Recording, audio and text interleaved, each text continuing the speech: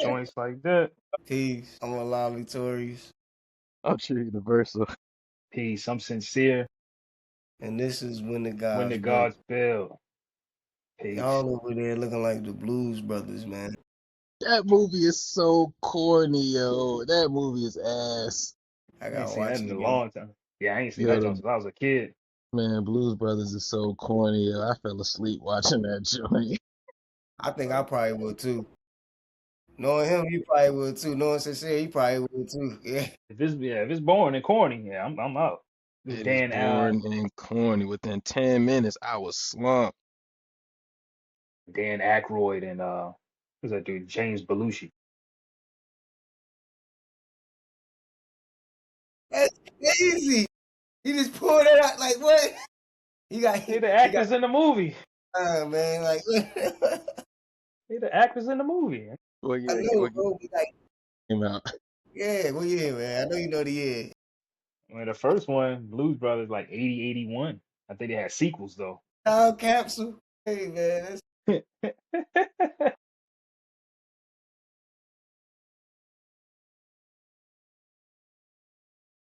I don't use it. I don't use it for that.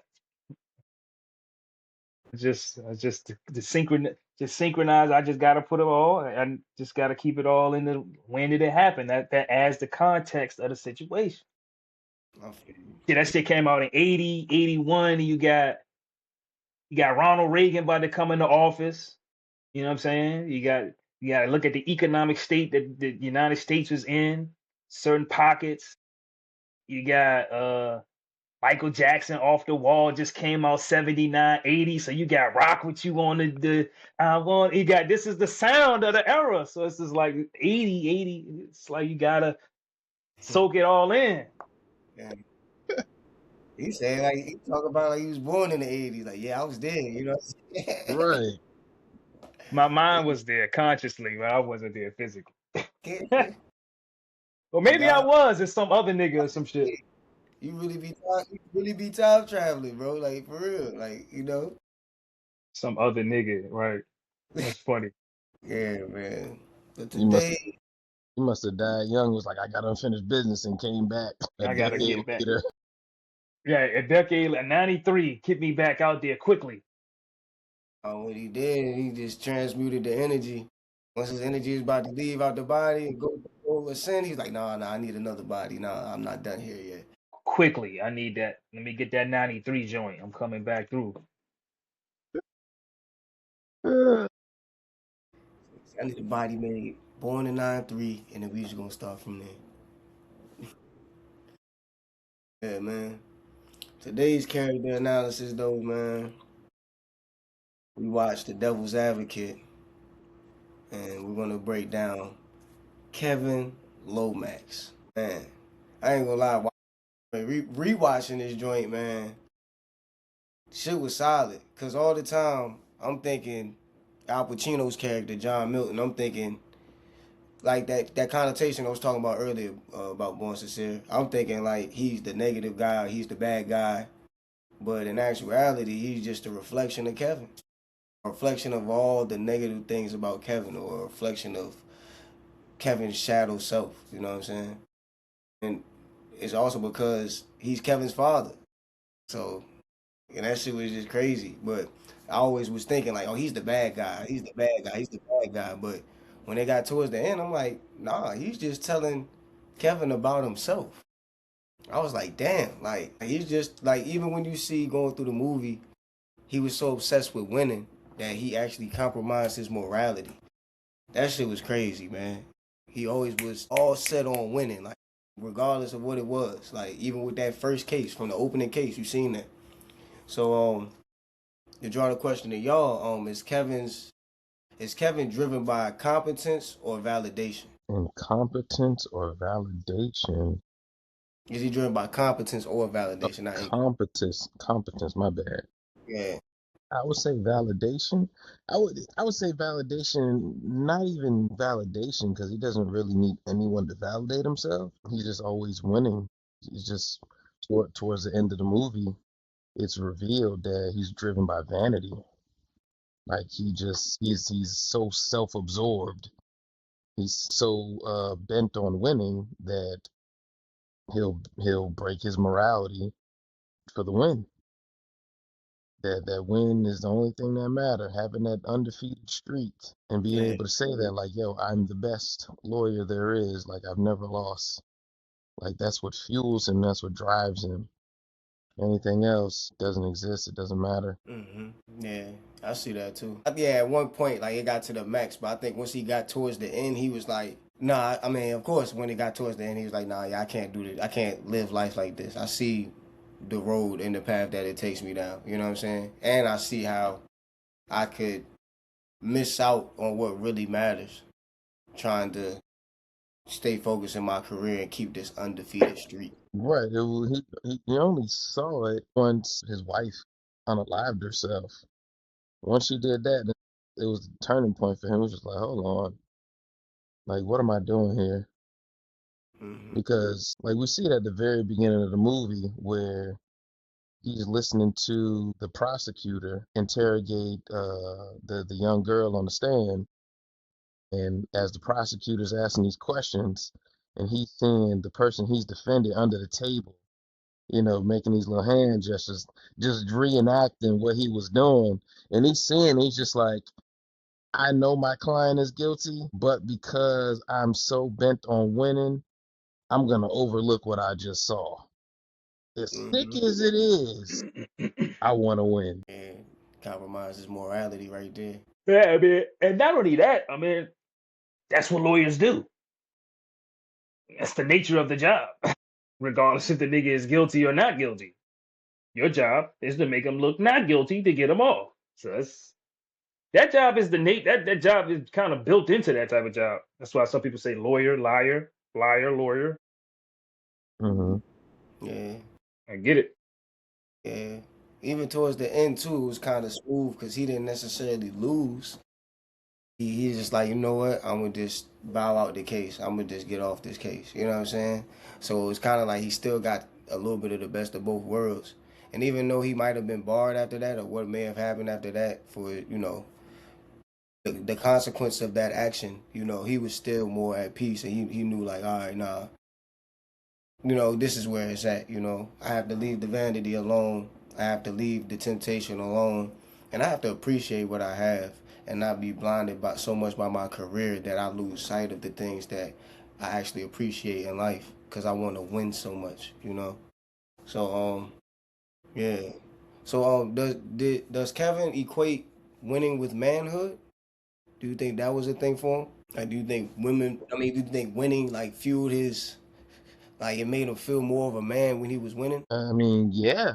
I mean, when you got a wife at home and you're tired of scraping by for a living, you gotta win to get the recognition to move up in the ranks, and that's how he was recognized from the law firm up in New York. It was like, hey, we've been following your track record. We've been following your cases. We want to offer you a job. Had he been losing, there wouldn't be any other law firms looking his way. So it was like, we don't want to hire no loser. We want to win. We want to get more clients. We want to give clients that have other clients they can bring to us, across seas, throughout the states, big business, government. So Yeah. yeah, I mean, you got to win if you want to play the game and elevate. Hmm. I mean, as a man, you want to be ambitious, but like, at what point does ambition stop being masculine excellence and become ego addiction? It's like we all feel good winning, but it's like I find myself sometimes going overboard with it too, and it feels like it's ego driven a little bit because it's like, yo, I'm trying to, like, it's almost like writing for a battle. Like, I'm trying to win, so sometimes I stay up late nights writing, just trying to kill somebody. You know what I'm saying? Like, just trying to actually win the battle, or thinking about the battle, or thinking about, should I switch this over, switch that over. You know what I'm saying? So it's like, because I want to appear excellent. I want my showmanship to show. You know what I'm saying? But at what point does that become an ego addiction? I mean, that's in general, or you could use examples from the movie as well. And ego. Well, I think personally, I mean, I think the concept of winning is already wrapped up in ego. winning or losing, because they're subjective perspectives. You could say today to yourself, yes, I made it through another day. I won. Or you could say, yeah, I made it through another day, but blah blah blah blah blah. Whatever else that you kind of want. And so I mean, I think that the concept or concepts that we've been sold as winning or losing is already wrapped up in ego. So it already has a spiritual trap inside of that joint anyway, unless you personally have come to see what winning or losing is for yourself. And most times that's not really the case unless you have consciously been studying yourself on that level. But if not, your concept, most nine out of 10, your concept of winning or losing is going to be given to you by the world. So it's already wrapped up in ego, and it's an ego that's not really yours. I can see that. Winning, losing. That's why it's funny. You see it. This is how you see it, right? When you go to like see like children and they some type of sport, right? You sit back and do the nods to their parents. That's always funny. See how their parents are training them to look at what they're doing. Yeah. And now the kid is, kid got his lip poked out or something after the game is over. The kid really don't know why his lip is poked. He don't really know, but it's because all of the energy of, oh, you should have shot that. You should have, you know what I mean? All of the stuff from the crowd and the parents that's programming the kid to think I either did a good job or I didn't. So it's all backed by ego. I can So is see it that. really Kevin's fault? I Devil's mean, advocate question. see, I think like with ego, it's like you're doing it all for self. I think that's where like I mean, essentially you do have to do things for self in order to do things for others, in order to enable yourself to do things for others. But like I feel like his mind was solely on himself, and that's what driven the ego, and that's what turned it up. I think it turned it up to a point to where when he realized it got too far, it was too late, and he started losing the shit that he really cared for. You know what I'm saying? Yeah. Like, and I feel like he was just solely focused on himself. I feel like when you focus on things outside of yourself that you are responsible for, like when you realize it's bigger than you, I feel like that's when the ego starts to fade off. You know what I'm saying? Like I'm doing this for my family, or I'm doing this to create a legacy for those that live on after me. You know what I'm saying? Or this ain't just about me. I feel like that's when it's not an ego addiction, and that's when you see the masculine excellence. But when you solely doing it for self, and then you driven by those wins just for self, I feel like that's the ego addiction right there. I just want to see I how mean, it y'all see could be. I mean, it's like, well, the science of the ego. What is an ego? Ego is it. a sense of self. It's a sense of self. So it's all ego.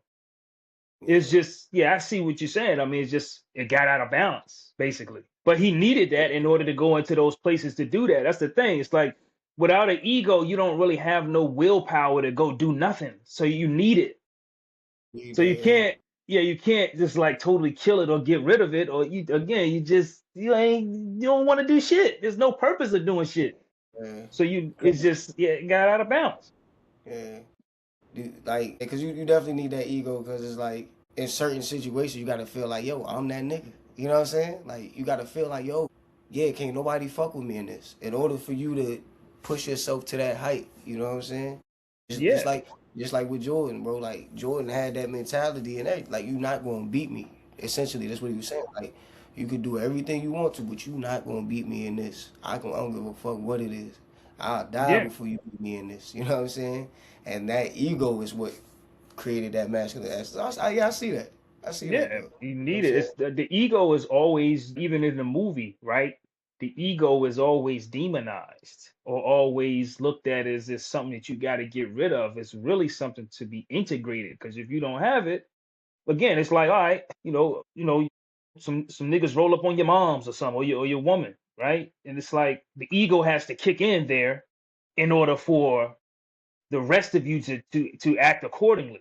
You see what I'm saying? Without the ego, that joint is almost, it becomes like almost like a superpower, like an armor, and if you have to know how to activate it and then know how to channel it so it don't get out of control. That's the difficult part. It's not avoiding the ego; it's controlling the ego. That's Yeah, difficult. yeah. And I And you think when have he to let it go ahead. I was gonna say, as particularly as a man, or as a masculine figure, we have to partake in things that constantly exercise our control of the ego. Mm. Otherwise, it will get out of whack. So, being involved in something that helps you to. Yeah. No. Yeah. Yeah. You definitely have to have that ego. So like talking about ego, it's kind of because the way we're talking about it's kind of synonymous with pride, or the way that we're talking about it kind of feels prideful. Is pride Kevin's true downfall rather than temptation or evil? Yeah, it was the vanity, pride. They're very interesting characteristics to embody. Because I mean, pride just means to be proud. Mm. And so when you're winning all the time, you're going to be proud of your accomplishments. Yeah. When Sincere is talking about when it gets out of balance, that's when it starts to become that vanity, and you're just looking down on others. You got your nose turned up. You ain't listening to any type of wise counsel. Nobody can tell you anything. You become Kanye. Yeah. You can't tell me nothing. Like you're not listening. You so into yourself that you feel above the law. Yeah. Yeah. And then that reality check gonna hit you at some point, and then you can be like, oh, I need to humble myself. That's what he realized. I mean, once we start, like you said, once he lost his girl, he realized that I need to humble myself. You know what I'm saying? Because you gotta think he went through all that. Then at the end of the movie, like he came back to the same situation of that first case, and he had a chance to remake the decision. And it kind of is interesting too, because it's like, damn, was he just sitting there the whole time in his head, and he took himself through that whole scenario, or was that like a real life experience, and then it just came back to that? So it's like that was interesting too. But yeah, I thought it was like, and it's kind of crazy because like when you talk about pride, it made me think about the scene where Shorty's trying to tell him what's going on and the weird shit that's going on, and he's not trying to hear it. I was like, did pride have him blind to not listen to the people that he loved around him? Like when Shorty was trying to tell him about the weird shit going on, even though it was far fetched, it's like that's a woman that you love and that you confide in. So even if she's telling you the weird shit, was it pride not stopping him from listening? Even with his mom, I mean, his mom hit him with some shit right at a time at a critical point, like where it's like, nigga, all this shit is crumbling. You telling me this my pops, like, but it's like people were trying to tell him and they was trying to give him sense and he won't listen. You know.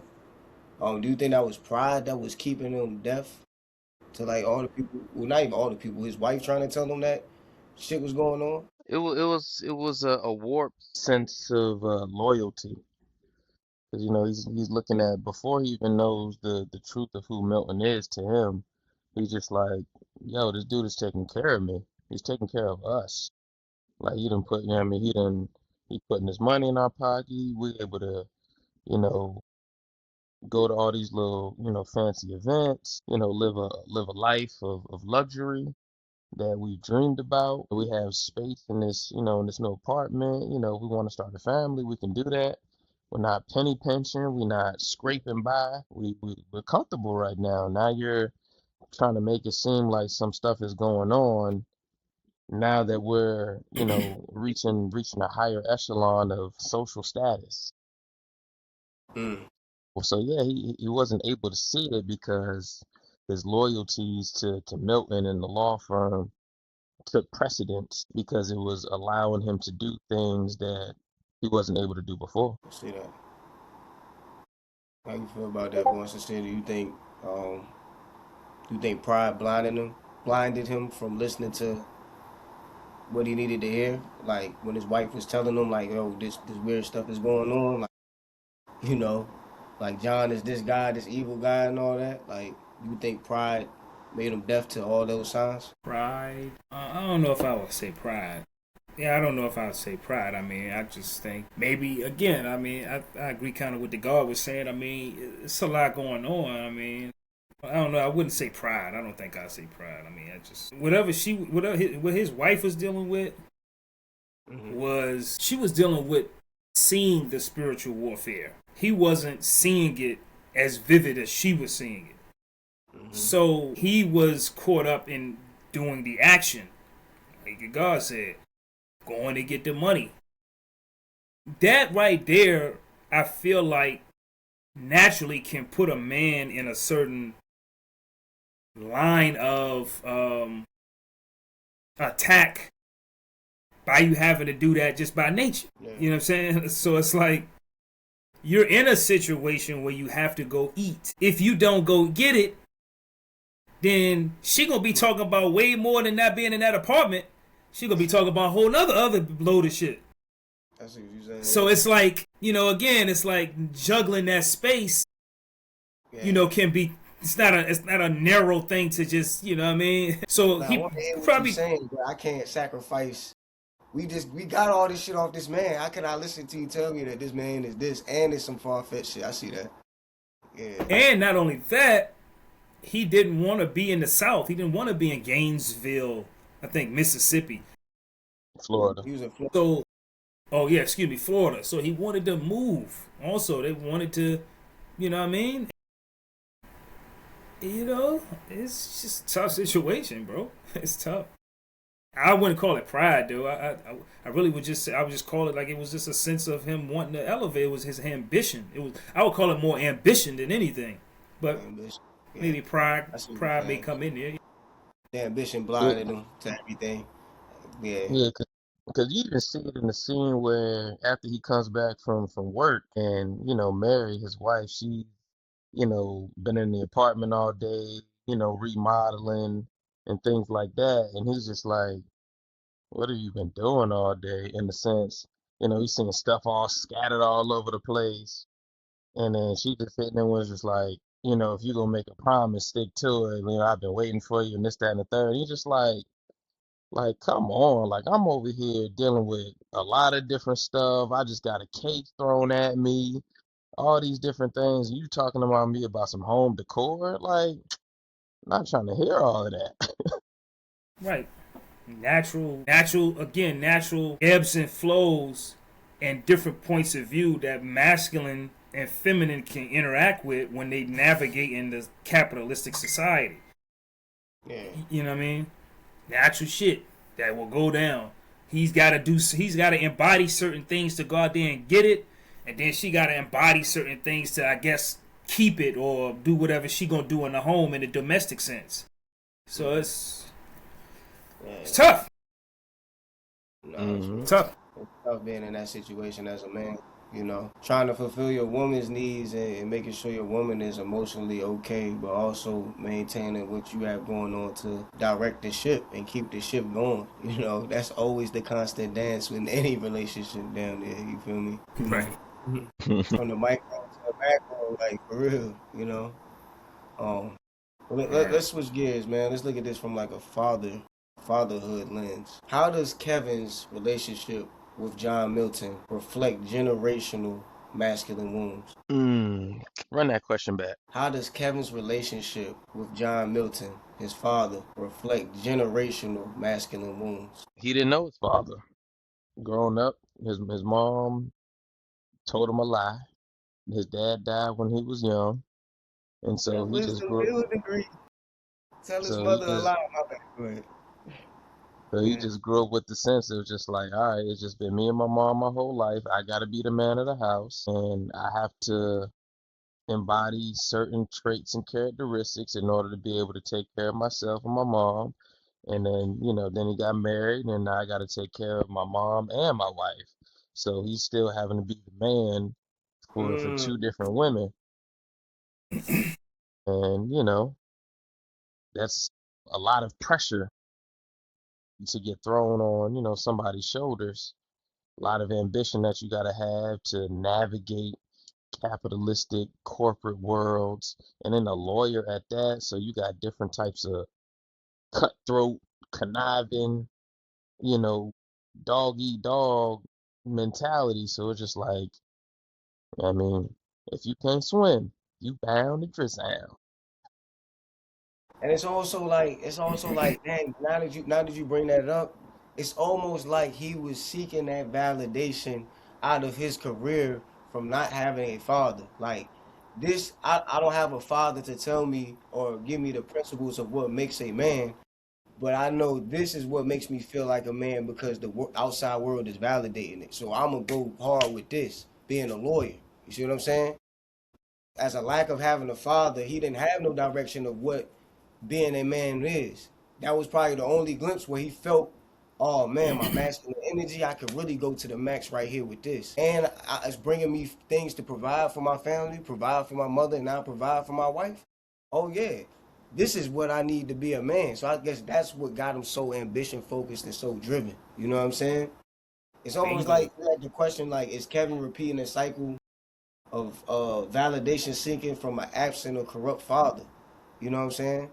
Going through that, trying to becoming a lawyer and being a successful lawyer and going that hard, you know? Like, was that Yeah, on I his mean, own it's absent? yeah, it's no way to it's no way to be a saint in a fucked up system. You know what I'm Yeah, saying?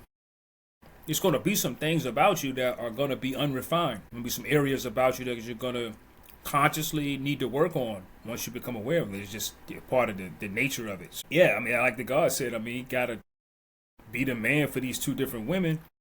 And so not doing that is not an option. And so, I mean, hey, what do you expect? So it's like, I don't fault Kevin. I understand. he Right. was I doing his best. empathize. Yeah, he was doing his best with no guide. You know what I'm saying? It's like Right. trying to bowl your first time bowling, you ain't got the guardrails up. You know what I'm saying? It's like, Yeah. so I got to do the best I can for the ball not to go in the gutter. You gonna gutter ball a few times, but you gonna learn pretty quick. Like, all right, I can't gutter ball. You know what I'm saying? Like, but those Yeah. those those guidelines are set by society versus his father, like a father figure. Like, nah, this is how Right. you don't do this. You know what I'm saying? Right. Right. And The then, science of. Go ahead, God. and then when he finally met his dad, without knowing the fact that it was his dad, Milton was soothing every egoic aspect of himself. He telling him all the things that he wanted to hear, that he would have loved for his dad to hear, unbeknownst to him that that's actually telling him what he needs to hear. And he's just like, it's just like he's just playing the strings, just like, yeah, that's it. That's what I need to hear. I need to go after it. I need to get it. I need to win. I'm hearing it from someone that is superior to me and is also, masculine in his way of doing things. And he's just like, I want to emulate that. Yeah.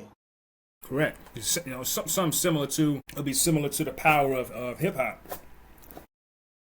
Mm. where you got millions of kids across the nation, and I'm talking about hip hop from the '70s on up, coming out of broken homes, whatever, right? Hmm. So I see that dude when I see that hustler out there, this nigga on the block, and he got that Dapper Dan sweatsuit on that he got from selling dope. He got them rings on and that and that chain. Same thing. Yeah. So, well, I see that rapper, and that rapper trying to look like the hustler, but he raps though. Yeah, I might not do the hustling thing. I might rap. So now that becomes the epitome of the masculine image, or same thing with blaxploitation films in the '70s. Mm. So yeah, that is a natural way for that masculine energy to express itself if it's missing a proper conduit, or it's gonna find a way to express itself for sure. And I think Constructive or destructive, it's gonna find a way. it's got energy, gas, and energy is got to flow like water, so it's gonna find the path of least resistance, just like water. It's like this is funny too, right? Like how you got a fart and you keep holding it in. Think about it, guys. You ever had a fart? You keep holding it in, and then it keep coming back. But every time it come back like a little bit more. It start like, God damn, okay. So it keep coming back, and it come back stronger and stronger and stronger. It's going to express itself. Now you either going, you know what I mean? That's coming, bro. Energy, whether it's a fart or whatever. And energy going to have to express itself. Same thing, guys. That's why that build or destroy degree, what makes rain, hail, snow, and earthquakes, is so powerful, because it deals with the elements of energy and how it expresses itself. Whether it's a fart, whether it's masculinity, it don't matter what it is. It's showing you how energy is going to be. That's how it Hey, works, man. yo, It's expressing That's itself, how. all right. Everybody gonna smell that Exactly. shit. Mm-hmm. Something died up in man. here. You like, God damn, what the hell? And it's funny too because when you go back and you really do the knowledge to the movie, he said when they was on the rooftop, he was like negotiating, huh? He said, oh. Always. And so that right there was such of a under. It was like a piano key, like a low tone, like where it's like really he really talking about the entire movie. It's negotiation going on, not just Mm-hmm. between them two, but Kevin between his higher self and his lower self. His own inner conscience is the shit that's the negotiation that's taking place. That's what the whole the whole vision was about. Facts. So he said negotiating. I was like Right. All the time. negotiating. I caught that too. Foreshadowing. Yeah. Even the True's point, it was interesting with how John was really playing upon Kevin without him consciously knowing. Like, I know I'm your father, so I know what you like. You know what I'm saying? When he's showing him the women, like when he was like, "Hey, you want to come with me?" Like Kevin and his wife about to leave with his mom. He's like, "Hey, you want to come with me?" And the shorty's in there. They feeling on Yeah. each other and all that. You see Kevin like, man, I definitely want to get in there. You feel me? I want to get in there, joint. Like, You but say you sure? yeah, he definitely did. He up in that joint. Like, Hey yo, he was fucking with that nigga. but he already knew his son's temptation. You know what I'm saying? Like you know this is you. You know this is how you get down because you are a byproduct of me. So I already know what's going to pull your strings, what's going to tickle your fancy. You know what I'm saying? Like Yeah. I know Yeah. you want this shit. This is already in you, bro. Like so, stop trying to play like it's not in you. You know what I'm saying? You just Stop don't trying to know it. play. Yeah, like that. Like Shit, he when you trying brought not to that up, get in trouble, man. yeah. But if he's his Right. father's son, he knows he likes that shit regardless. You feel me? Oh, he know he like it. He like that He redhead knows. joint. Yeah, come on, bro. Yeah, he Whole like the time the rage redhead. on his sister. Like that's crazy. Like you know what I'm saying? Yeah, that was wicked right there. That was wicked. But it was coming out. Like you could just see like how he was playing upon the temptations of his son because it's like, yeah, you my son, so I already know I'm your father. I know what makes you tick. I know all these Right. things make you tick. You know what I'm saying? You the devil's Yeah, it son. was. So a lot of the shit that's sinful is what you gonna fuck with. So I'm gonna put it in your face. You know what I'm saying? So Yeah, dark psychology for sure. yeah. Yeah. This Yeah. shit was funny. His So his when he wife was went, like, "Oh, so that's what you be doing late when you working late." You know exactly what I'm talking about. I was like, damn. because when they was first in the elevator, like with the mom and everything, and Kevin looked over at the shorties back. It wasn't even like a heavy look, and Shorty was already It on it. won't. Yeah, It she was, was like, bro. Yeah, you feel me? It's he like, just damn. looked over there. Yeah, I feel like I could feel he's all in their face and shit, but he just looked over and looked back, and she already peeping the energy, like, oh nah, I was that like, shit come is on. funny, Yeah, the energy was definitely thick as hell in that elevator. bro. I It was was like, damn. hella thick, bro. His That's mom why, ain't even know how to act. She froze up. She was like, Right. she She's couldn't like, even goddamn talk. she's like, cause like, it's like, oh, this your she said dad the right father. here, but I don't know how to say it. Yeah. And I'm just seeing this nigga for the first time in your whole life. From the time you was born, I ain't seen him until just now. Like, yeah, she was fucked up in the head. Like, Yeah, her nervous system was shot for sure.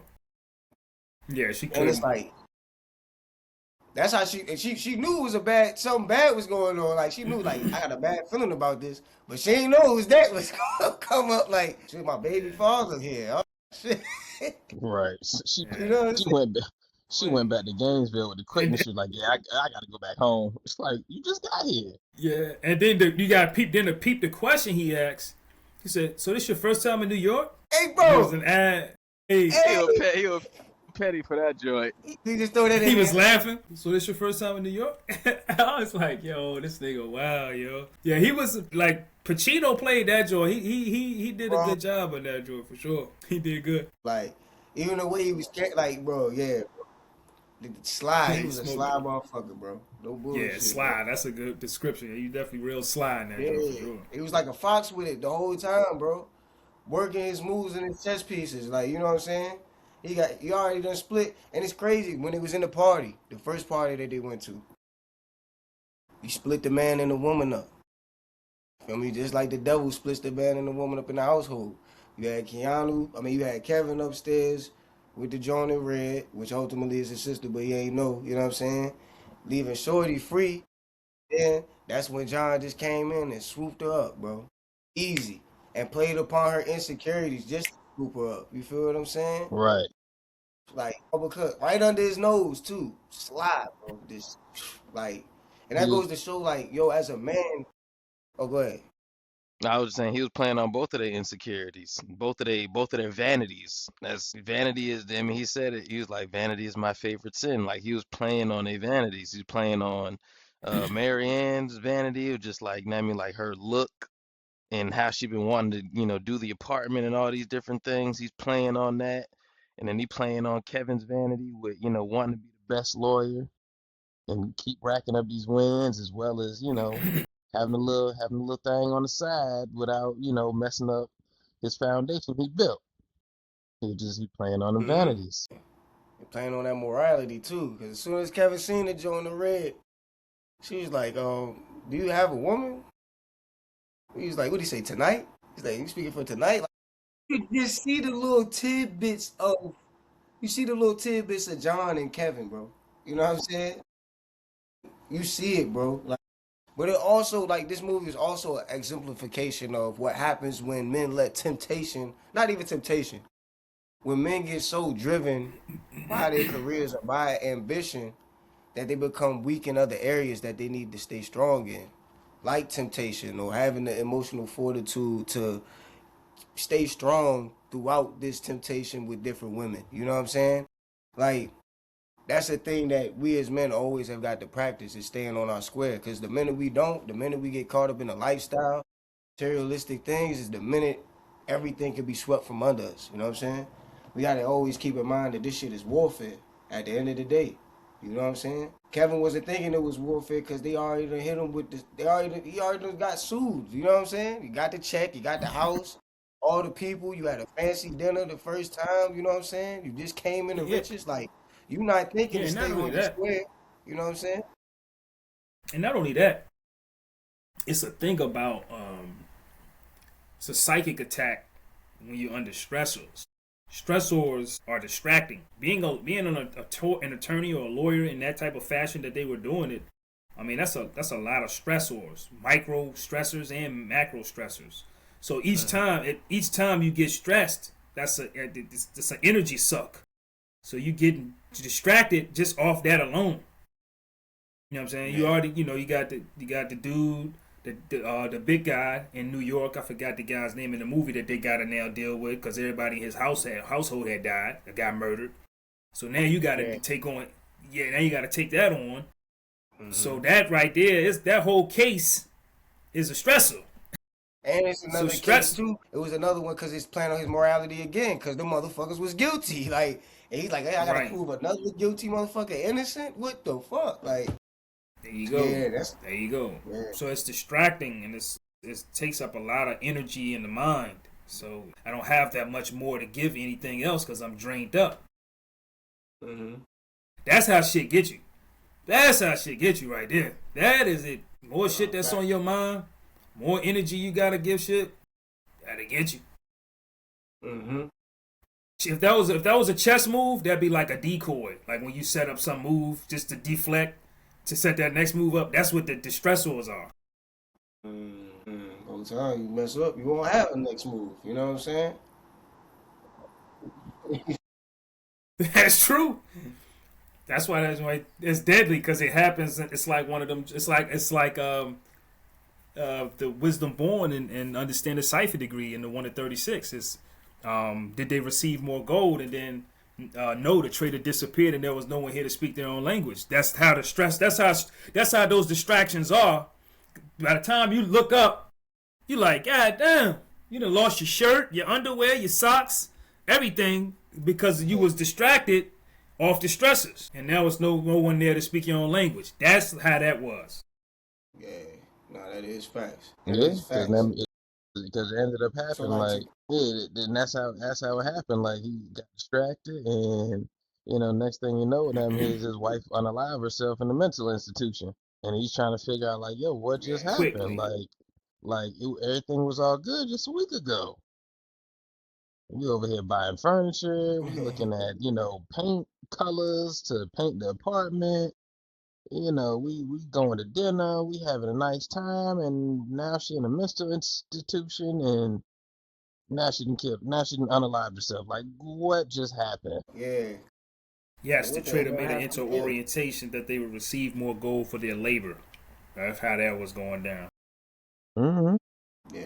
That's yeah. All them distractions, man, can make you lose everything, man. So like even so like to get himself back, he killed himself at the end. But I mean he really didn't because it brought him back. But like that final act where he put the bullet in his head, was that an act of redemption or was that just a refusal to become his father? I say both, because we see in that scene once he does it, he turns into his father and he grows wings. He gets the angel wings, and then he goes back in time to that first court case when his morality was tested. It was just like, all right, are you gonna do the right thing, or are you gonna let someone you let someone free? So it was Mm. definitely a redemption Mm. when he did that, and it gave him a second chance at life. It's just like, you know what? Let me right my wrongs by righting the first wrong that I did, or at least the first wrong that was Yeah, portrayed to us. I see that joint, man. It was like he was having a vision, or he was having a vision in the bathroom the entire time, thinking about his mind had went on a quest to show him what would happen. It was a vision of what would happen if he went that route. So it's like he never really took the route. His mind had went on a almost like a psychic quest to go draw that shit out in another timeline, that if I make this decision, this is the trajectory that's going to happen here. And so Yeah. he had went back into his original timeline of not making that decision. And I mean, it looked like he had turned into an angel, Hmm. and I think that was symbolic of like him choosing his higher self over his lower self. Because the movie's not really about Milton or anybody else. The movie's all about Kevin the entire time. These other characters are just other aspects, I think, of his psyche and his inner world. So I think it was an act of redemption to master the lower self by making a proper decision. Correct. That particular piece, that art piece in the back, was really catching my eye. That art piece made me think about Bones with Snoop Dogg. The peoples was all yeah. And that was I was a kid. That shit used to scare the shit out of me. That particular scene when I was a kid. Bruh. And yeah, that joint was wicked. But I Oh mean, looking back on it, yeah, that joint was crazy, bro. Like the way that they had captured that. But it's like when you look at back what they trying to capture a collection of souls. It's like a collection of souls. Like, okay, I conquered this many Right. people. And this is all of their energy that I got, and I've harnessed all of their energy, and I'm feeding off this 10% shit for sure. Who is the 10%? But this is like when you start getting into the more occultic aspect of what they dealing with in the background, though. So that painting was all lucid and all of them, that joint was crazy. I was like, ooh, he's showing you right here where is the spiritual warfare in this painting that's taking place. I was like, yeah, this joint is. And I like how they did it, because also when you deal the science of a painting, like if you've ever looked at a painting, just stared at it. It just if you just stare off into pure, you just stare into space, and you start seeing shit start kind of moving. But if you was to look at a painting will do the exact same thing. That's why sometimes they say paintings are portals. Mm-hmm. You know what I'm saying? When you look at a particular artist's painting, like that shit is actually a portal Same way if you listen to an artist's music, that shit is like a portal to their energy. You know what I'm saying? Yeah, So it was like, yeah, they was dropping some science on that joint for sure. I see that. I see that. Mm-hmm.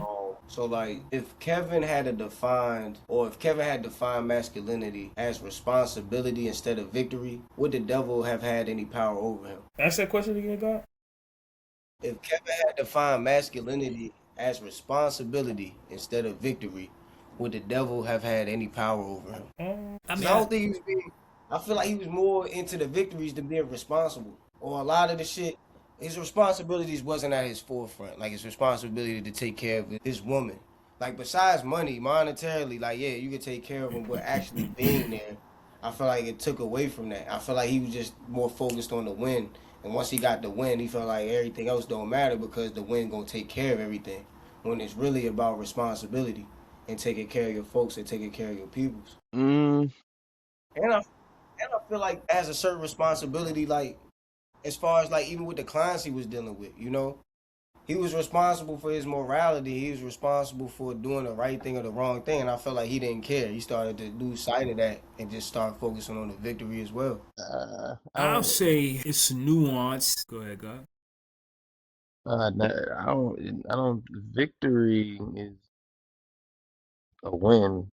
It's for him is vanity. Whether he's looking good to his superiors, he's looking good in the press, in the media, at his, his law firm, looking good to himself, to his wife. Like it's all about looking good, maintaining an image that he's built up for himself.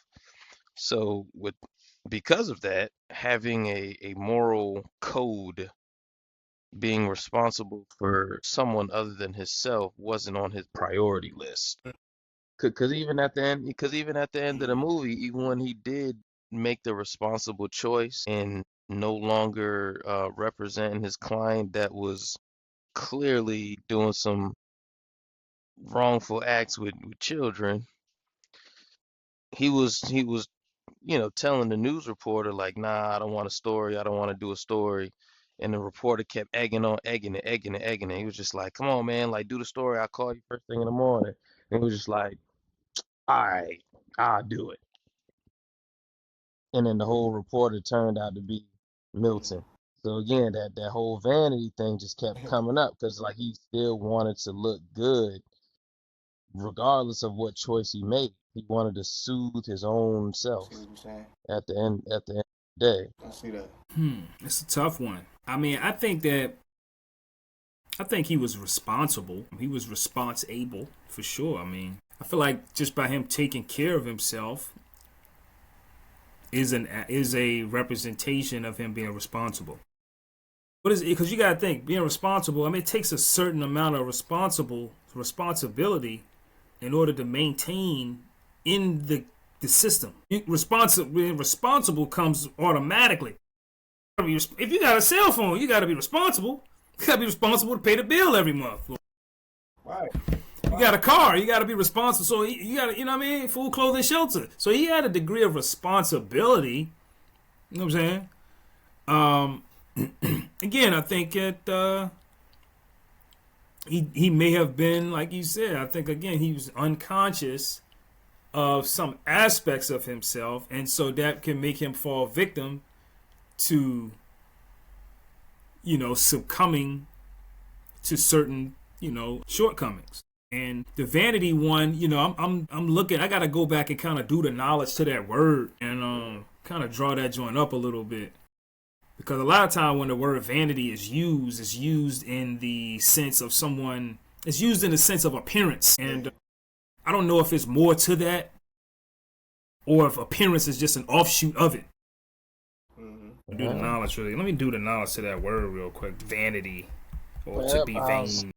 I was over here about to pull it up myself. Vain, 1300, devoid of, as an adjective, devoid of value, idle, unprofitable, worthless, void, conceited, from Latin vanus, empty or void, fruitless, conceited, Void. silly, idle, or foolish. Mm. That's the etymological definition. From the Latin vanus, meaning empty or void. Adjective. Now let's look at vanity. That which is vanity is a noun. That which is vain, futile, or worthless. Self-conceit, futility, lack of resolve. Vanitatum, emptiness, aimlessness. So emptiness, aimlessness. So the aimlessness almost is giving me the idea of, what is the bigger picture here, so to speak, and losing sight of the bigger picture kind of thing. Well, again, which can happen. I mean, hey, I think that was just a natural kind of thing that he got going on. I mean, he's like, look, man, I'm not even defending this dude, but it's like, think about that vanity. We live in a vain world. We do. And many people are trying to fill the void aimlessly. Easily lead in the wrong direction, hard to lead in the right direction. You know what I'm saying? It's Right. funny. It's almost like people are trying to fill their voids with more voids because the things that they're trying to fill their voids with really doesn't have any substance. Right. Really is destroying yourself. Yeah, and also, I would say, I mean, again, operating in capitalism is vanity in and of itself. Things are constantly sold to your eyes, sold to your ears, sold to your senses for you to buy. It's almost like the nigga that's wearing all the fashionable items. It's like you got all this shit on, but you not really a great man if you don't really got no skills. It's like a nigga with all the swag on, he ain't got no skills. You know what I'm saying? It's like, yeah, oh, you fly. Like, it's almost like they give that nigga the credit for wearing something that won't even made by him. He just pieced the shit together. You know what I'm saying? But you looking at him as a great man just because of what he got on and not because of what he does. And the whole time he might be somebody who can't do shit. You feel what I'm saying? But like you said, that's what capitalism does. It gives that appearance like people think they doing some shit and they not really doing shit. You know what I'm saying? It's built off of that. Yeah, It's built to sell illusions. So again, can I fault Kevin? A bunch of pretty and handsome bums. Right. Essentially, that's what it is, man. You know? Oh, I got the last question, man, to end this out. I want y'all to think hard on this one. Can masculinity exist without ambition? That's a good question. Can masculinity exist without ambition? Well, let me do the knowledge real quick. What exactly? Let's look at the definition, the etymology of ambition. I was thinking the same thing. It's a noun. So it's from the mid 14th century. Ambition, eager or inordinate desire for honor or preferment. Eager or inordinate desire for honor or preferment. I can see that. You know what I'm saying? From Latin ambitionum, a going around, striving for favor, courting, flattery, a desire for honor, thirst of popularity. Now, ambition, if we're dealing with that, ambition speaks to the natural human qualities within a human being. Why? Because if a human being feel like they're being neglected or they feel like they're invisible, then what happens is more darker things come up out of that. Yeah. Right? You feel like you not even being seen, nobody's acknowledging you. Think about what that looks like. So you see that it's a natural seed in being human for ambition to be there. So it's not a negative thing, it's necessary for higher strive. So masculinity, in order for masculinity to evolve from boy to teenager to man to father to God, all these different tiers and levels, there has to be degrees of ambition to do that. Again, a degree of ego. Because if it ain't there, then you really wouldn't desire to be a better man. There would be nothing there, you know? So I feel like, yes, I feel like ambition is necessary for masculinity to evolve. Yes, it's necessary. I see that. Yeah. Yeah, he hit the nail on the head with that one. Yeah, because it's ambition is always there. Like, when we're young, like I used to watch wrestling. I wanted to be like The Rock or Stone Cold or the Hardy Boys or Booker T because like it was just there. I'm just like, man, like these dudes is athletic, like the way they talk on the mic, the words, just flow, the attitude, the aggression, then they can back it up with what they're saying. I was just like, yeah, that shit look cool. So if I'm, Jabroni. right, watching basketball, you seeing Allen Mhm. Iverson, you seeing Kobe, you seeing Mike. It's just like, man, I want. Yeah, it was literally a whole popular phrase. I want to be like Mike. Ambition. Ambition No. drives masculinity to Nope. excel. And like, when you Necessary. yeah, like, as a boy, you seeing your dad, you just like, if your dad is doing a good job as a father, you like, I want to be like my dad. Or if you don't, or if you don't have your dad, Papa. I want to be better than my dad. I want to be what my dad wasn't. Either Yeah, way, it's ambition. Yeah. Either way. right. Mm-hmm. I see that. It's almost like Mm-hmm. with the original man. In order for us to physically manifest ourselves here, we had to have ambition. Feel me? In order for the original family to manifest itself here on the planet Earth, in order for the planet Earth to even be manifested, there had to be ambition within that energy to pursue that and create life. So I definitely do see that. I do think masculinity cannot exist without ambition. You know what I'm saying? Because it's almost like if ambition isn't present, like it's almost like with us as men. If we don't got any ambition, we are lazy niggas.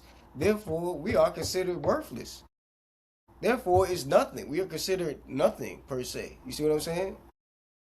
If this energy didn't strive to will itself to exist here on the planet Earth, we wouldn't exist. If that energy was like, fuck it, man. You know what I'm saying? Humans wouldn't even exist. Life wouldn't exist. The Earth probably wouldn't exist. So it takes ambition.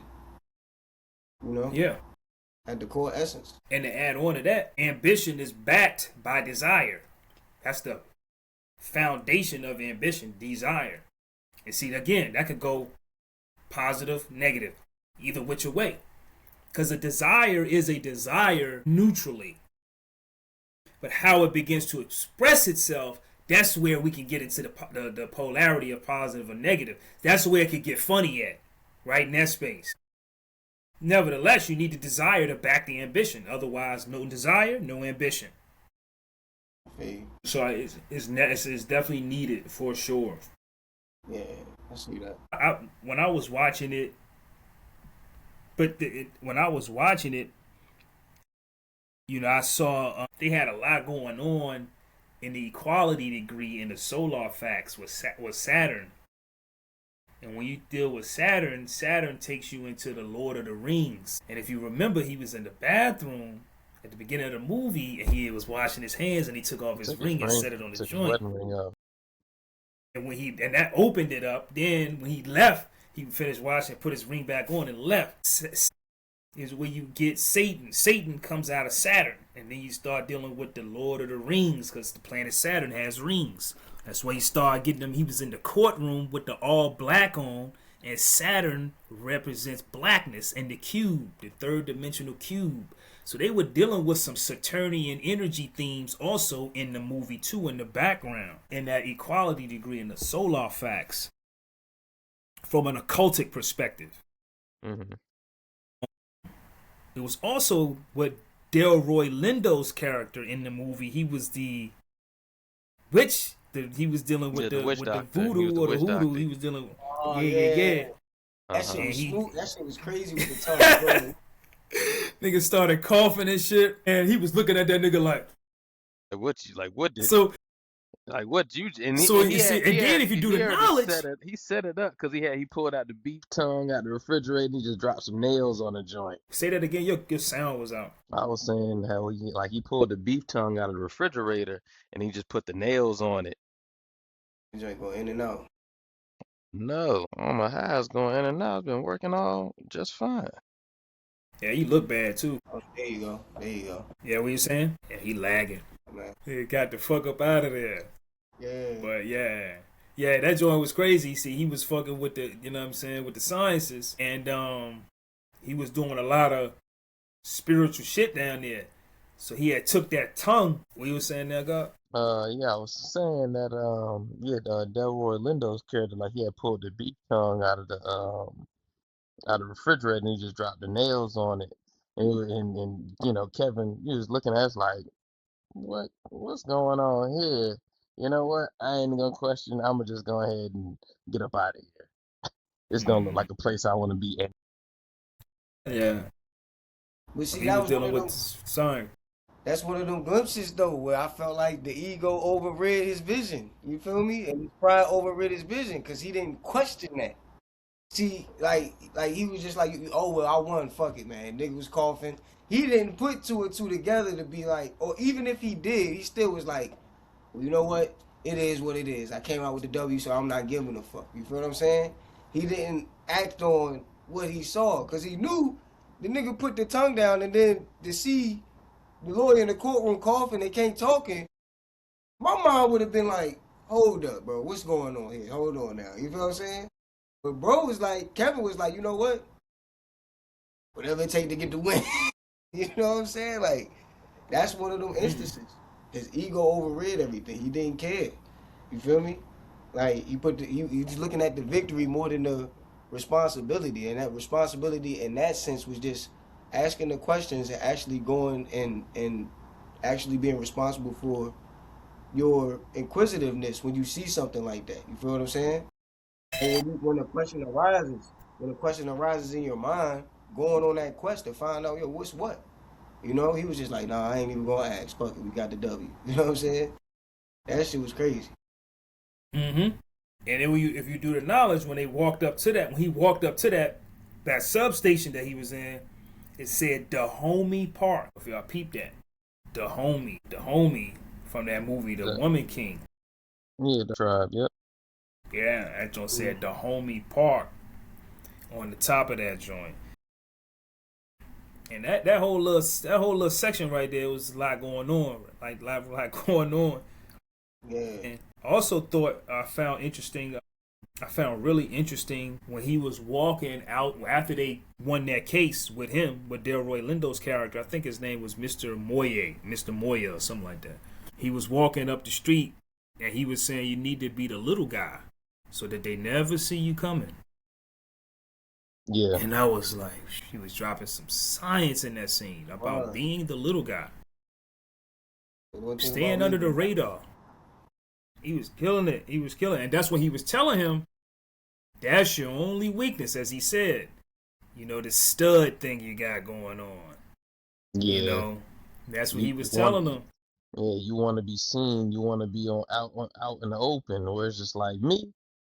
You know, they'll never see me coming. Like you're like, I just had these two chicks doing whatever, and then she woke up the next morning trying to figure out like, how did I get here? She ain't never seen me coming. Mm-hmm. Like she woke up the next morning, walking to the bathroom, well, could barely walk.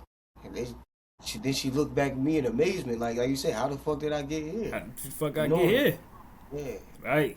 Like Then if you peep, little old me. Then he said, who would ever thought I'd be master of the universe? He was talking some shit in that whole joint, man. He was talking shit that whole walk. For real. And so what I saw too with his wife, Marianne, she was dealing with some psychic attacks. They had done something to her. And it might have had something to do also. Maybe it was a little sign in there, but as I'm thinking about it, maybe Milton did something or Delroy Lindo character had done something. But she was she was having a lot of psychic hallucinations with these demon visuals. And them shits was fucking her dome up, or they were fucking her up. And they fucked her up. You said what? It was like a week? Like from the time they first met her, they started. It was on her ass. It was like, damn. And it was a rapid decline. Insecurity, yo. They was attacking the insecurities, and I think those insecurities was made from Kevin being so focused on his career that he didn't tend to his woman's emotional needs when it comes to being attentive and when it comes to making her feel secure. You notice she was very insecure about her looks. You know what I'm saying? Like Right. Yeah. anytime whether it would be her looks or it would be a look, the look of the whole entire thing. She was very, very, very insecure about that. Even with the paint. Shorty was fucking up with the paint, yo. Yeah. Shorty, every time she put John up, that ain't it. Put another one She up. She started said, getting mad as shit. she said, not with your complexion. Yeah. She was killing it. Like, oh, this look a little too hospital green. That looks like, you know what I'm saying? It Man, looks she like, was fucking her up. like a psych ward green. Like, it's like just fucking her up, but like that. Yeah. No, those were the attacks on her because it's appearance with, especially with women, it's Psychic appearance. attack. Yeah, so you got that angle.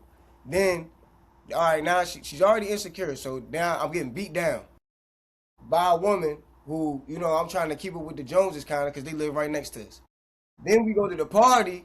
Now I'm getting it from the masculine because the masculine energy is actually soothing me and making me feel good and giving me suggestions about my beauty and my looks. You know what I'm saying? Like, I've never been talked to this way. You feel me? Like, you could tell she never been talked to that way. You could tell she wasn't used to it and she was leaning in towards it because she was very insecure about that. You know what I'm saying? Even when John Miller Yeah. was like, wear your hair up. Cut your hair. Like, what? Like, if that was my woman, if I knew that nigga was saying some shit like that to my woman, bro, even though I know Kevin didn't know, I'd be hot than a motherfucker. You cut your hair because this nigga, like, you feel me? Like, so it's like, it's also, Kevin didn't care. Kevin didn't care. Kevin didn't pay that emotional side of her enough attention for her to feel secure, like, all right, nah, I'm good. You feel what I'm saying? So she started to seek that in other ways because he was so Right. focused. He wanted that redhead. That's why he walked up in that office and seen the redhead. He was like, "Oh, I gotta have her." My goodness, But it's that crazy thing though, is cause smoking up in this joint. it's crazy because as soon as Carrie Ann seen John, it looked like it was the same way. It looked like she wanted John. You see the look. Who is that? She inquiring about dude when he walk in. It's Yeah. almost like That's so. You know, with that joint right there, it's like it's an observation that I've made, and I don't know you guys share with me if you see this the same way. Like, I think that's where I think sometimes not all women, but I do think that's a feminine woman, a woman's weakness. Like where feminine energy, it has a vanity to it. Now I'm not saying women itself, but feminine energy, right? And so if you feed that joint, you get manipulated to get you to do certain things. That's what he was doing there. Now, since Kevin wasn't doing it, it allowed for him to slip in in the back end and do it. But for that to even happen, we have to look at what's going on in the feminine psychology that even allows for the place for that to even occur. What's there? And it's like it's almost like I feel like that's one of the things that women can suffer from a lot. That validation, constant validation, and not just women, but I would just say feminine energy in and of itself. That could be one of the lower expressions, regardless if that feminine energy is coming from a woman or a male. That feminine energy gets that, and that could set the stage for that. And it was like, damn, he really came in, and I mean, he was just said a few dazzling words and got her to change her hair. Now, when he got her to change her hair, not only was that a subtle thing, but it was not a subtle thing at the same time. Because if a woman is changing her hair, no, That's dramatic. It's something behind that. So off the rip, he was once she cut the hair, he was already playing the puppet strings just from afar. Yeah, because like the whole time he's sitting on the couch, he was just like, yeah, he's like, put your hair up, and she's like, what? He's like, yeah, put your hair up. He's like, because he was like, if I do it, everybody gonna think we fucking. you see how you planted that seed? That slide shit, bro. I'm telling you, he planted that seed like just You put know, that she thought. and that shit, and then he put the thought in her head, and she got a smile, and she was like, you know what? I don't. That doesn't seem like it would be a bad idea, but then she put her hair up, and then he got all close and behind her, and he whispering and shit in her ear, and she just over here just melting. She's just like, oh my goodness, this is everything I needed to hear. Right. I didn't even know I needed to Right. hear, and I'm just glad that I am. Right. Right. The whole time, Kevin on the balcony, he doing his own little flirt game with the redhead, and just like Yeah. tonight. Yeah.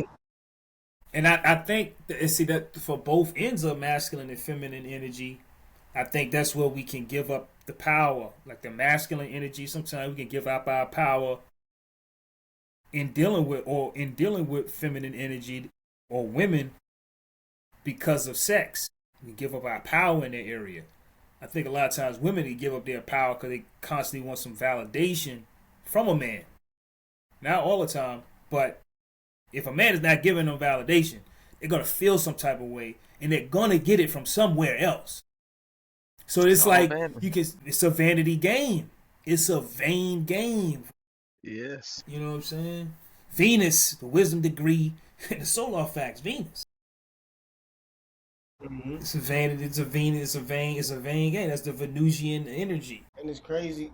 Take that back too to bring back what you was building on, where you was building on the equality degree and the solar effect, Saturn, and you was saying it's the Lord of the Rings.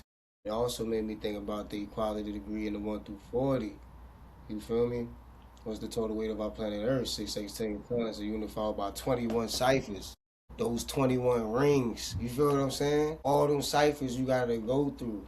You feel me? All the ciphers when you get caught up in 6 that you gotta do loops and bounds with. You feel what I'm saying? Like that you get caught up with, especially like if, like you said, if you stay at 6, you get stuck at 6, man. That's what the fuck happens, man. Feel like you going through loops and bounds. Gotta jump with all this shit. You feel me? Yeah, Going in it's tough. circles. Yeah, it's tough, and it's draining, and it's distracting. That's what I'm saying. So what I take away from that, I'm glad you said that, God, because looking at the movie in that light and just life in general, it's like Kevin was making decisions throughout the movie. Just like when you playing chess, these are all different decisions that's being made, and it's like obviously, I mean, again, going back to ambition, all right, or victory. The ambition is to make good decisions, or the ambition is to make decisions that put you in a favorable place. Now, does that always necessarily mean good decisions? It all depends on what your concept of good is and what your favorable position is, because that's going to be different for different people. So it's going to be a lot going on in that space too. But nevertheless, he was making choices and decisions, and they were creating the reality. And it's like, it made me sit back and think to myself, like, man, the formula to making wise and I'm not going to say good, I'm going to say favorable decisions. Favorable because I don't want to say good, because good, and, it's like sometimes you might have to hurt a motherfucker to do something Hey, that's good is not good. necessarily favorable. You might do Yeah, something good, but it might not favor you. It might not put you in the best position. Yeah. correct. Because there's Intent. no such thing as good. It's the intent. Yeah, it's a positive or negative intent, but good or bad, it's just concepts that really don't exist for real, for real. But it just had me thinking like the formula to make decisions by. And it's like a person has to always have like a system that they have that they make decisions by. And sometimes that can be a murky space, one, to find and figure out in different areas of life.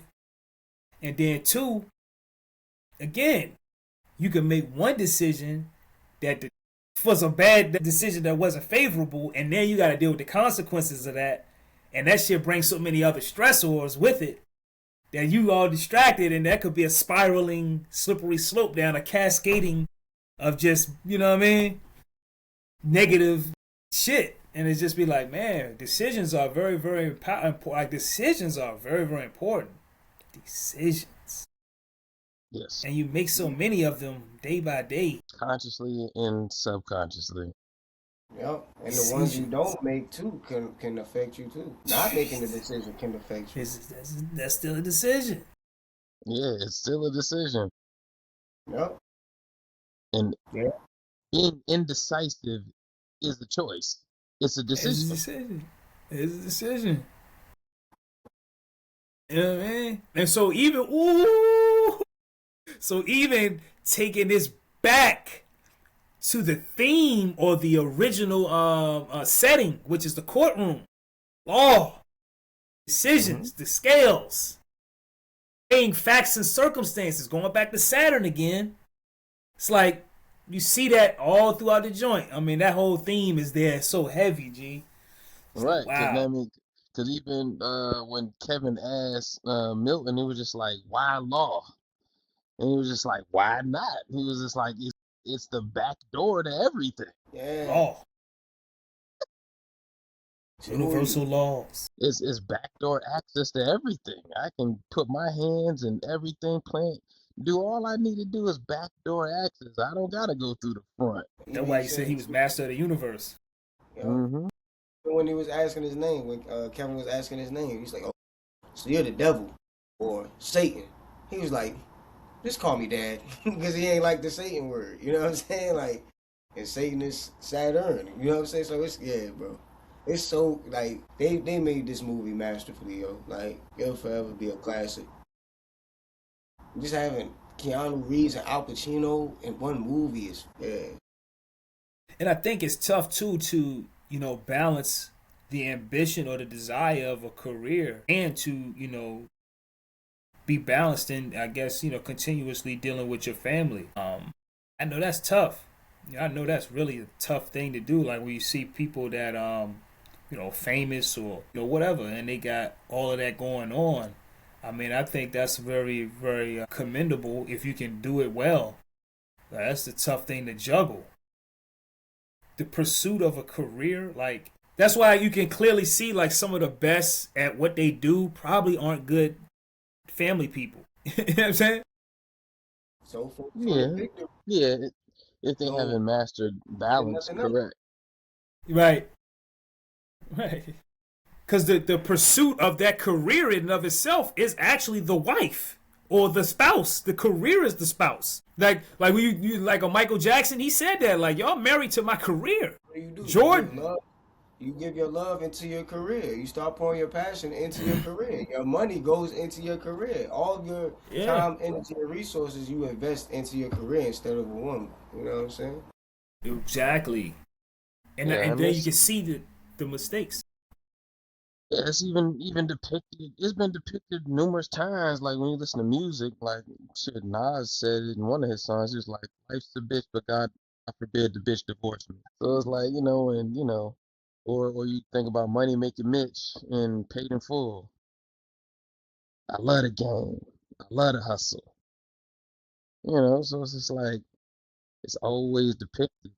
No matter what you do, like you're married to that thought, that idea. Married to the thought, Saturn, Lord of the Rings, the bond, the union with the ring. The bond with the ego, because I have to love this in order to make it happen. Like you said, I love the game. I love the hustle. I'm pouring my love into this because this is what's making me appear as the original man or as the superior man right now. I got the Falsely. money. Yeah, falsely. I got the money. I could buy anything I want. So I feel like I'm invincible. I feel like I'm powerful. What you want, shorty? Anything you want, I got it because I can buy it. You feel what I'm saying? Yo, my Right. family, they ain't got to worry about nothing because I can buy it. But you not there. That takes away from your presence though, because you're not there physically. So the masculine energy is missing. You feel me? You could probably give them the paper, the material. Yeah, you can provide, but as far as the energy being there, it's no longer there. Cause you thinking the money gonna take care of that, and that's not the case. I think that's such of a tough one, man. That's such of a toughie. It's such of a toughie because again, you gotta provide. That's why that's such of a toughie. It's hard to be in two places at the same time. Hmm. So It it's like is. in order to, it almost makes you think in order to be, and this I guess this is what balance comes in too, right? In order to be a decent figure, masculine figure in your family, you have to have balance. You have to master balance, and that's hard. That is hard. Woo, that's hard. Yeah. It just made me think about the character Naruto Uzumaki from the Boruto series. At this point, in the series, Naruto, he's the leader of the village, yet he has 2 kids, he's married, and he still has to do paperwork as the leader of the village, and any imposing threat that comes about, he has to protect. God damn. And so instead of like being always present, like he would just always be in his office. And so, but he would make shadow clones in order to be at home with his family and do all these other things. And so one day it happened to be his daughter's birthday. And rather than him being physically present, he sent a shadow clone to be present with the family. And the And shadow she knew it. clone coming out. No one knew.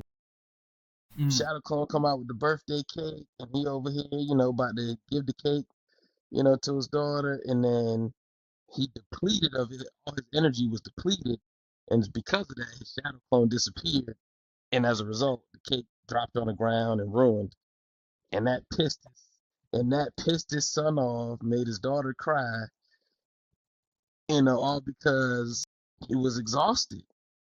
He didn't have the balance of how to be leader, father, husband, all in the same stretch of things.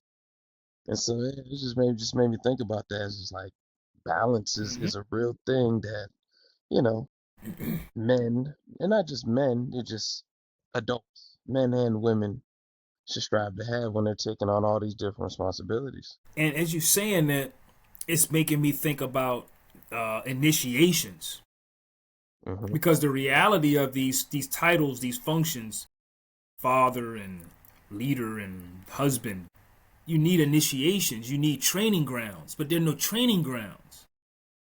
And so no training grounds, how can you be successful with no training grounds? It's almost stacked, is right.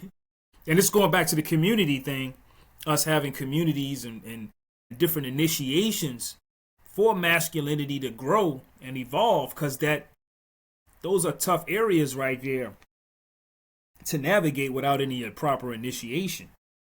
Yes. Mm-hmm. Two. Husband, etymology of husband. It's a noun. Middle English. Whose bond? Husband. Husband. Husband. From Old English. Husbander. Male head of household. Well, male head of a household. Master of a house. Householder, which is probably from Old Norse. Husbandi. Master of the house. Literally, house dweller. From hus, which is house, and then plus bondi, which is householder, dweller, freeholder, peasant. Yeah. And then it says from Buwandi, present participle of Bua, to dwell, from the Pi root Biui, to be, exist, grow, and compare to bond. So yeah. Even the verb, Bonded to the house. yeah, husband as a verb is to manage thriftily, to manage thriftily. Yeah, to manage thriftily. What does thriftily mean? Thriftily. That's Thrift store, budget, accounts. Carefully, properly. Yeah, carefully, properly, in an economical manner. Yeah.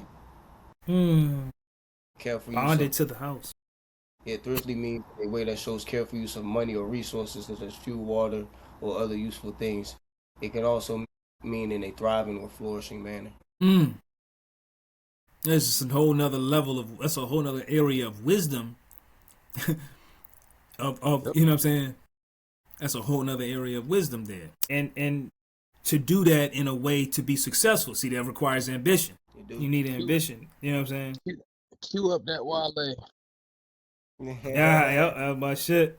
Oh, man. Yo, that was 2011, man. That was when we came out of high school. You know what I'm saying? They Y'all gonna love me came out for of my high school. ambition. 11, Easy to dream and dream on. Yup. That joint came out in November of 2011. I remember that joint had dropped. I remember that too. That was his joy. Yeah. Kevin got caught up in his work to the point where he began to lose sight of his woman. She was having panic attacks. His mother was frozen. That's what I jotted down too. I said Milton is just Kevin's evils within himself reflected. That's all it is. That's all Milton was. Yeah, and it was showing up in Marianne. Marianne was the Yeah. Yes, yep. She was She reflecting it was. back to him. She was his subconscious mind. I can see And that. and that's why he couldn't. That's another reason why he wasn't listening, because the subconscious mind was speaking in that lucid language in his consciousness. Like, well, what the fuck are you talking about, Marianne? See what I'm saying? That's where that shit be happening. Conscious, and it was this subconscious mind. She was dreaming, so it's like, I need to decode this shit she talking about. I don't know what the fuck you talking about. You cut your hair. I think you're tripping. You see what I'm saying? So that's what he was saying. So it's like you saw that happening again. That joint was the devil's advocate. That was a good joint. I like it. Yeah, man. And to wrap it up, I thought it was really cool though, how it just really all turned out to be really a vision that he was having and not an actual real experience. But it reminded me like a psychedelic trip for real, because you had that trip, man, and but you come back and you be like, what? It's like every little thing is so like, I'm thankful for this phone, or I'm thankful for this finger, I'm thankful for this ear. You know, it could be any little thing that you just be like, damn. Especially if you had a trip that was kind of like you almost kind of might have almost lost your shit a little bit, or you got a little out there, and when you come back, you're like, oh man. I'm grateful. That's how I'm that grateful joint to be. still be here. That's how that joint be. So he came back and he went in there, he saw her. He was like, God damn it. I get it. I totally get it. It was a relief. So it's like sometimes when you daydream too. Like I find myself sometimes I daydream and I'll be so far in, I come back, I'll be like, oh shit, yo, like, nah, let me, you know what I'm saying? Let me, whatever I drew from that daydream, I'll be like, yeah, let me not go down that. You feel what I'm saying? Or like if I start daydreaming getting pissed, I say, yeah, let me leave that alone, man. That's not something in my life, like for real, like. Yeah. That type of experience, like, you know what? Let me go ahead and mop my floors. Let me clean up the house. Yeah, you know what I'm let saying? me let me get my shit together. That shit Yeah, crazy. I ain't clean this room in a minute. You know, I'm gonna make my bed. Fuck this, cause look, Yeah. it make you really thankful and grateful for whatever it is that you went through hell in your mind for. You know what I'm saying? Yeah. And that lets you know how powerful the mind is, because it's like you wasn't necessarily having a physical experience. You was having a mental, it was a psychic experience. It was the psyche doing, and it was like because it was a realm that you went to. It was another place. That's why it felt so real. And it was like, yo, that shit right there, G. When you got a lot of shit on that joint, bro, that's what we talk about. Heaven and hell exist within. Those are states of mind. Yeah, that shit real. That shit is real, and that shit could be real scary for sure. I had a dream. I had a dream one time. Like throughout the dream, of course, I'm experiencing things, but the main thing that I'm focusing on, my teeth is falling out, bro, one by one. And I'm spitting them. I'm talking to somebody or something like, hey, what the spit some shit out? It's my tooth.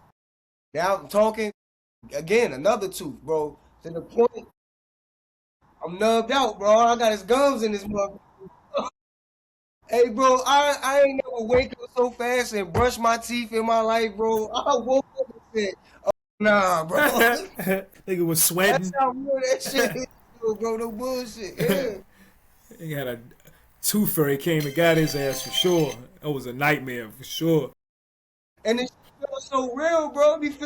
You be like, you be feeling like it's really in your hands, really like, you feel me? Like, damn, like, what the fuck? Like, that shit was scary, bro. I'm telling you, bro. I woke straight up out that joint, went to the bathroom, started brushing my teeth, bro. Like, no bullshit. The mind, bro, your mind is it. That's why I always say meditation is the gateway to the soul.